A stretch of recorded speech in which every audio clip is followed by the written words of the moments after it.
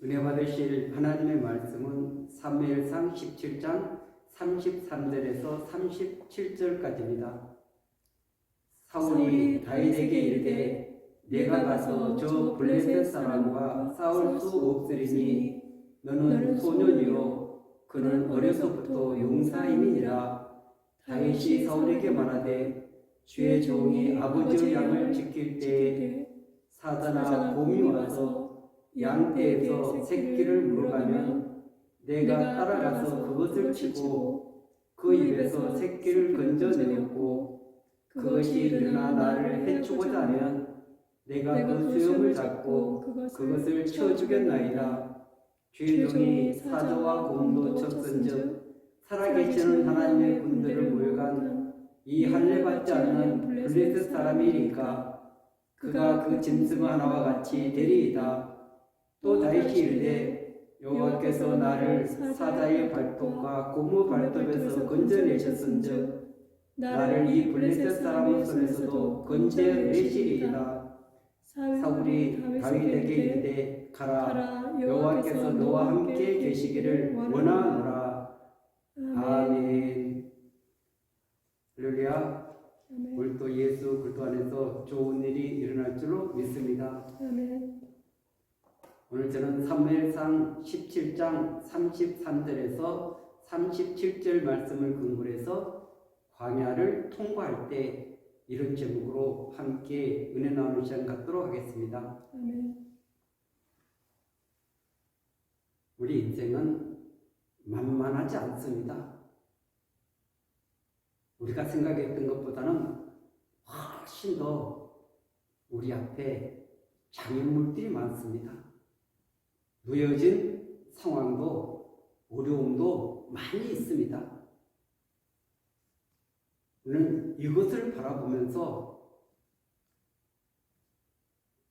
겁을 내고 또 때로는 좌절하고 낙심할 때가 있습니다. 그러나 저와 여러분들이 이 상황과 또 우리 앞에 놓여있는 이 현실을 바르게 바라볼 수 있는 눈이 열려져야 될 줄 믿습니다. 아멘. 그래서 우리에게 주어진 이 환경 상황이 어려우면 어려울수록 그것은 하나님께서 우리를 초청하고 계신다. 이것을 우리는 깨달아야 되는 것입니다. 아멘. 하나님의 간섭 없이는 하나님의 그 주권 밖에서 살아가는 것이 아니라 우리는 하나님의 계획 속에서 하나님의 주권 안에서 살아가는 존재들이기 때문에 그렇습니다. 아멘. 주어진 이 환경 가운데서 반응하는 세 부류의 사람이 있습니다. 첫 번째 부류는 주어진 환경에 눌리는 사람입니다. 이런 사람들은 환경과 타협하라는 것입니다. 그리고 환경에 끌려다니는 것입니다.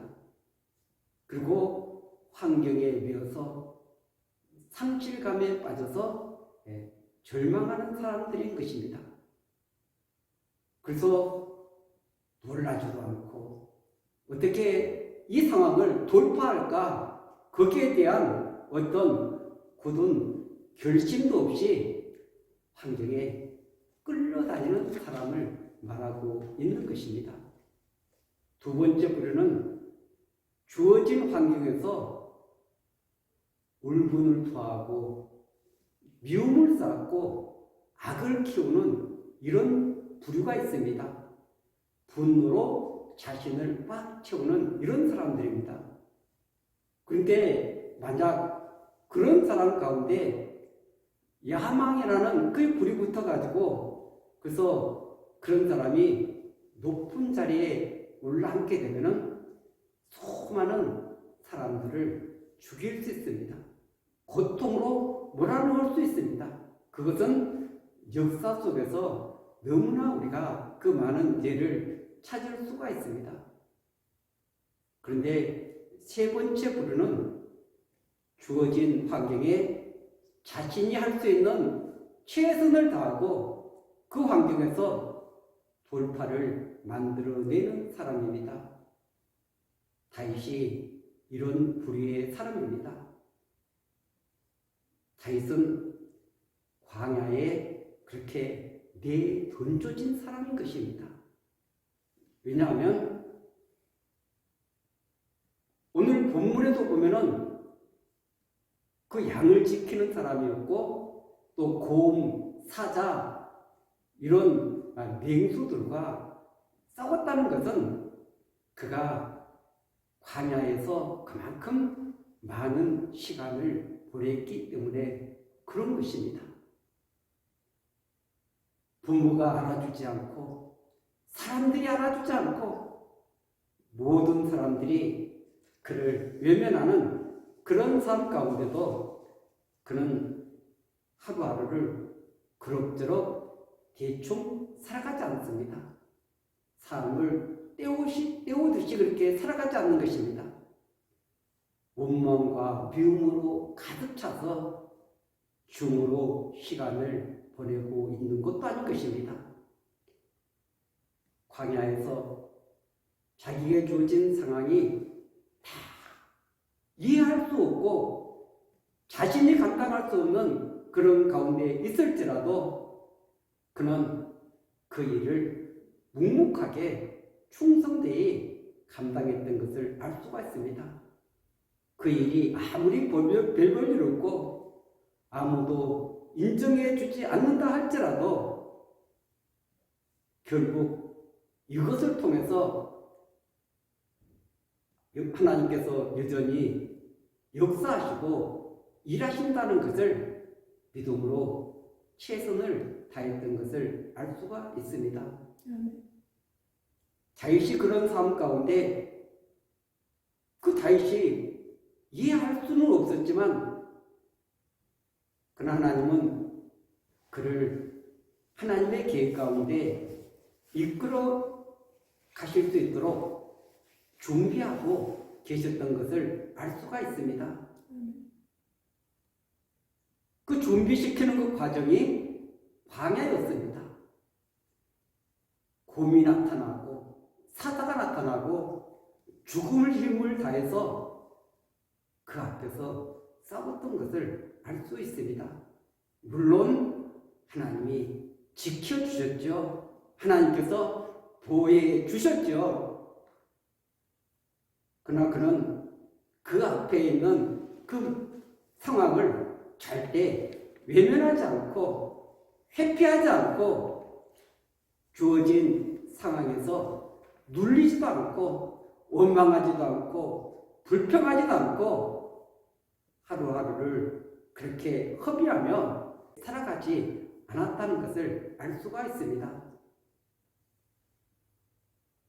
자신 안에서 일하시는 하나님, 자신을 바라보고 계시는 하나님, 그 하나님을 의지하고 돌파해 나갔다는 그런 이 다윗, 그는 그런 환경에서 하나님을 만나게 된 줄 믿습니다. 그래서 광야는 힘이 듭니다. 어렵습니다. 고통스럽습니다. 절망스럽습니다. 외롭습니다. 그러나 그곳에서 하나님을 만나는 장소라는 것을 우리는 잊지 말아야 될 줄로 믿습니다. 그래서 주어진 상황과 환경이 어려우면 어려울수록 그것은 하나님이 우리 자신에게 초청하는 초청장이라는 것을 믿으시기를 예수 그리스도 이름으로 간절히 축원드리겠습니다. 하나님은 이 과정을 통해서 나를 어떻게 준비하고 계시는가, 그래서 내가 어떻게 준비되기를 원하시는가, 그것을 깨닫는 것입니다. 하나님이 나를 쓰시기 위해서, 나를 통해서 일하시기 위해서 하나님이 나를 준비하신다는 것을 알지 못하면, 깨달지 못하면 그 시간을 허송세월하고 마는 것입니다. 그러나 다윗은 그런 모든 사람들이 다윗은 버려졌어. 쓸모없는 사람들이야. 잊혀진 사람 같았었는데 그는 하나님을 만나고, 그리고 오늘 사무엘상 17장에는 엘라 골짜기에서 골리앗과 대결하는 장면이 나와 있습니다. 만약 그가 하나님을 만나지 못했다면 이런 정말 담대한 그 고백은 드릴 수가 없는 것입니다. 오늘 사울은 33절에 사울이 다윗에게 이르되 내가 가서 저 블레셋 사람과 싸울 수 없으리니 너는 소년이요 그는 어려서부터 용사임이니라. 아멘. 골리앗하고 이 다윗하고는 게임이 될 수 없는 상대인 것입니다. 그 어른과 아주 어린아이와 싸움과 같은 것입니다. 키를 보나 무기를 보나 그 훈련받은 그런 모든 과정도 지금 사울은 골리앗이 어려서부터 훈련을 잘 받은 그 용사이기 때문에 그 어느 누구도 싸워서 이길 수 없어. 이렇게 말을 할 때 다윗의 고백은 이렇습니다. 주의 종이 아버지의 양을 지킬 때 사자나 곰이 와서 양떼에서 새끼를 물어가면 내가 따라가서 그것을 치고 그 입에서 새끼를 건져내고 그것이 일어나 나를 해하고자 하면 내가 그 수염을 잡고 그것을 치워 죽였나이다. 아멘. 다윗은 자신이 누구인가를 알았습니다.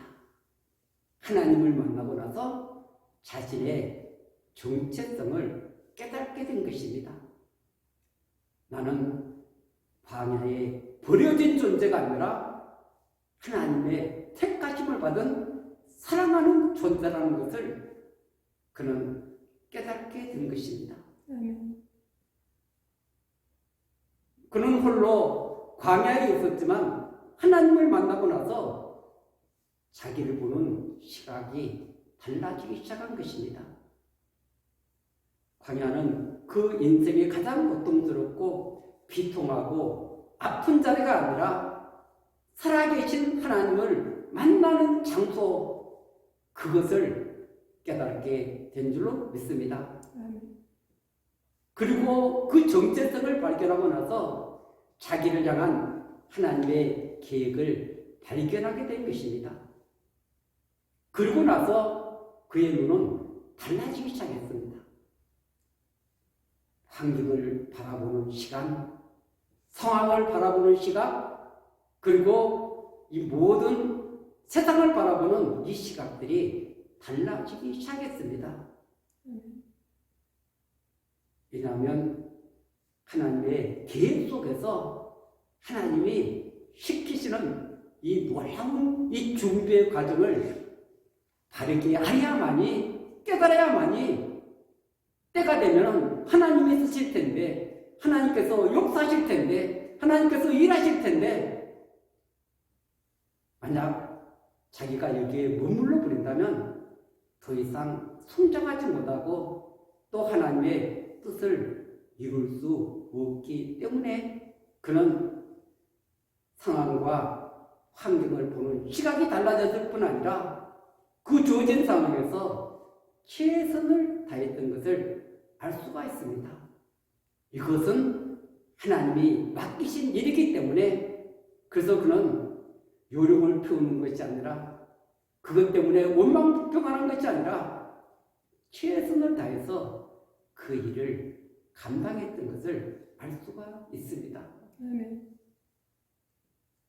그런 그에게 오늘 골리앗과 싸움에서 다윗은 담대하게 나가는 모습을 볼 수가 있습니다. 오늘 37절에 보면 또 다윗이 이르되 여호와께서 나를 사자의 발톱과 곰의 발톱에서 건져내셨은즉 나를 이 블레셋 사람의 손에서도 건져내시리이다. 사울이 다윗에게 이르되 가라, 여호와께서 너와 함께 계시기를 원하노라. 아멘. 그가 사자와 싸울 때, 곰과 싸울 때 그 발톱이 얼마나 날카롭습니까? 그런데 그 발톱 가운데서도 하나님이 나를 지켜주셔서, 나를 보호해주셔서, 그렇기 때문에 이 골리앗이 아무리 크다 할지라도, 이 골리앗이 아무리 유능하다 할지라도, 그리고 나를 지켜주시는 그 하나님, 할례 받지 못한 이 블레셋 사람의 그런 가운데서 반드시 하나님께서 나를 건져내 주실 것이다, 지켜주실 것이다, 함께 하실 것이다, 담대함을 가지고 전장에 임하는 모습을 볼 수 있습니다. 아멘. 다윗은 이 전쟁에서 그 물맷돌 5개를 가지고 골리앗 이마에 명중시켜서 놀라운 대승을 거두었습니다. 이 큰 승리를 거두고 났으면은 다윗이 막바로 그런 군대 장관의 자리에 올라가야 되는데 그러지 못하고 광야로 내쫓기는 신세가 되었습니다. 하나님은 왜 막바로 군대 장관의 자리에 앉히지 않고 그를 광야로 내몰았을까요? 그것은 지도자로서 사람을 포용하고 다른 사람을 긍휼히 여기고 다른 사람을 사랑하고 다른 사람을 돌보면서 그러면서 리더십을, 지도력을 강화시키기 위해서 하나님은 또 광야의 길을 허락해 주신 줄로 믿습니다. 아멘. 그때 하나님은 다윗에게 사람을 붙여줍니다. 그런데 세상에서 출세하고 잘나고 그리고 멋진 그런 엘리트들을 붙여준 것이 아니라 혼란당하고 원통함을 당하고 고통당하는 사람들을 붙여줍니다. 그런 사람들을 품는다는 것이 쉬운 일입니까? 아주 어려운 일입니다. 왜냐하면 그들 마음속에 분노가 있고 그들 마음속에 원망이 있고 그들 마음속에는 여러 가지 그런 안 좋은 것들이 너무나 많기 때문에 그런 것입니다. 그런데도 불구하고 다윗은 그들을 한 사람 한 사람 돌보고 그들을 품고 그러면서 계속 자신의 그런 리더십을 성장시킬 수 있는 좋은 기회가 좋은 사람을 붙여준 것이 아니라 힘들고 어려운 사람들, 그런 가슴에 하늘 품은 이런 사람들을 붙여줘서 자신을 다듬어가게 하시는 그 하나님의 놀라운 섭리를 깨닫게 된 줄 믿습니다. 아멘. 물론 그가 하나님의 그 유다 왕이 되고 이스라엘의 그 남북한 통일 왕국에 그 왕으로 세울지는 자기가 어떻게 알았겠습니까? 그러나 그런 그 과정을 하나하나 겪어가면서 자신도 모르게 사람들을 품고 사랑하고 그리고 그들을 세워가는 그런 과정 속에서 그들 한 사람 한 사람이 높은 그런 장군이 되고 훌륭한 장수가 되어서 나중에 다윗을 보필하는 그런 유명한 군대의 조직이 된 줄로 믿습니다. 왜냐하면 자신이 세워지고 나니까 또 다른 사람이 세워지는 것입니다. 그들이 연합을 하고 하나 되고 그러면서 계속해서 돌봄과 관심과 사랑 속에서 그들이 그 안에 있던 그런 한풀이 인생이 아니라 하나님의 사람으로 그 한 사람 한 사람 빚어져서 그래서 다윗 왕국을 세우는데 귀하게 아름답게 쓰임받는 귀한 존재들이 돼가는 모습을 볼 수가 있습니다. 아멘. 만약 다윗이 하나님 왜 이런 자들을 나에게 붙여주었습니까? 왜 나는 이 광야길을 걸어가야 됩니까?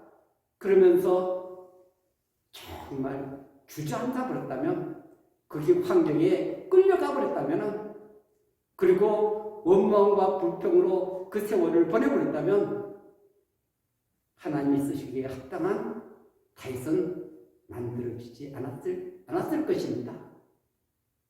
그러나 그가 하나님이 이끄시는 대로 그 주어진 상황에서 자기에게 맡겨진 일들을 최선을 다해서 감당해 나갈 때 하나님은 그를 위대한 지도자로 세워가고 있는 줄로 믿습니다. 아멘. 이 세상에 그리고 성경의 인물 가운데 하나님 앞에 쓰임받는 인물 가운데 광야를 통과하지 않는 사람은 단 한 사람도 없습니다. 하나님이 쓰시는 사람은 반드시 그 광야를 통과해서 그래서 하나님을 만나게 되고 자기가 누구인가를 깨닫게 되고 그러면서 다른 사람들을 이해하고 품고 돌보면서 세워나갈 때 더 큰 리더십을 발휘하게 될 줄로 믿습니다. 저와 여러분들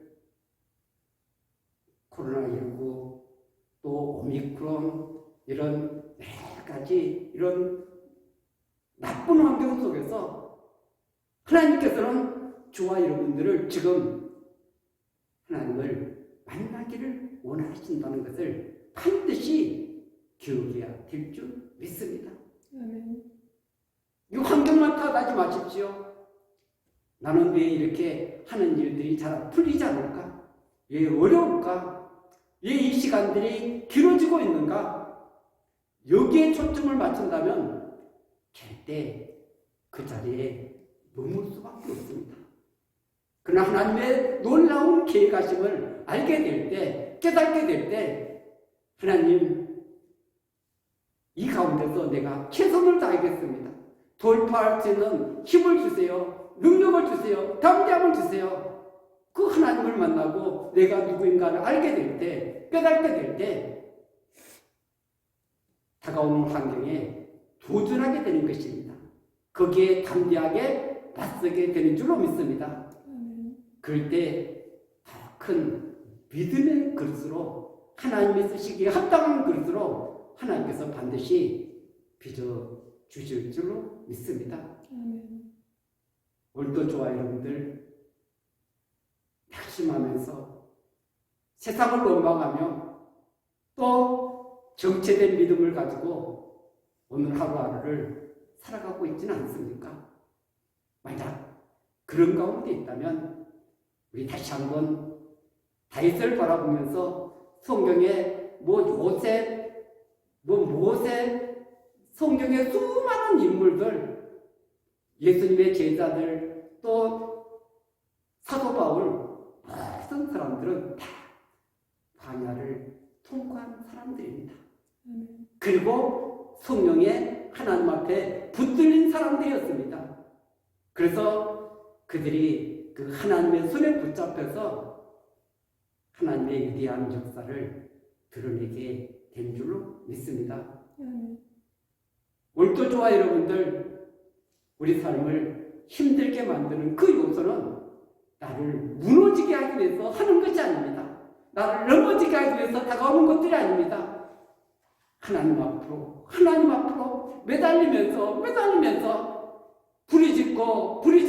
부리짖으면서 나아갈 때 그것을 통해서 하나님의 역사를 경험하게 될 줄로 믿습니다.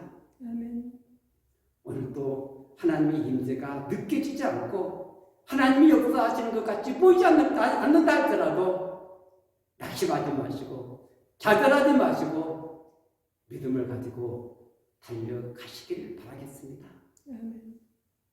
앞으로 미래에 우리에게 다가올 이 세대들은 점점 더 전쟁, 기근, 전염병 이런 모든 것들이 더 심화된 어려운 환경들이 올 수밖에 없다는 것을 성경은 주문하고 있는 것입니다. 그래서 여기서 저와 여러분들이 준비되어야 될 줄 믿습니다. 아멘. 준비될 때 하나님을 만나고 내가 누구인가를 바르게 알고 주어진 환경에 굴하지 않고 믿음으로 반응하고 나간다면 반드시 하나님께서 저와 여러분들을 귀하게 써 주실 줄로 믿습니다. 아멘. 역사의 무대에서 다윗같이 무명의 존재였지만 그 광야에 버려진 존재 같았지만